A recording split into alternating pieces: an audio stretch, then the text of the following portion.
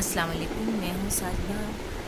اور قرآن کی ایک آیت کا ترجمہ پیش کروں گی کہ سورہ بقرہ کی 261 یعنی کہ 261 آیت میں اللہ کہہ رہا ہے کہ جو لوگ اللہ کی راہ میں مال خرچ کرتے ہیں ان کے مال کی مثال ایسی ہے کہ جیسے کہ ایک دانے میں 7 بالیں ہوں گے اور ہر بال میں 100 راستے ہیں، اور اللہ بے شک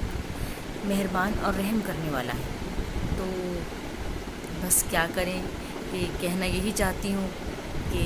اللہ کی راہ میں مال خرچ کیا جائے، اور مال صرف ہمارا دنیاوی مال جو نظر آ رہا ہے وہ نہیں ہے۔ مال ہمارا اصل میں اللہ نے جو نعمتیں دی ہیں وہ مال ہے، ہماری عقل ہمارا مال ہے، ہمارا علم ہمارا مال ہے۔ خرچ کرو تو علم بڑھے گا، اور ہماری اولاد سب سے زیادہ، اور اللہ نے کہا کہ استغفار کرو تو تمہیں بیٹے دوں گا میں، اور بیٹیوں کی بھی بہت زیادہ فضیلت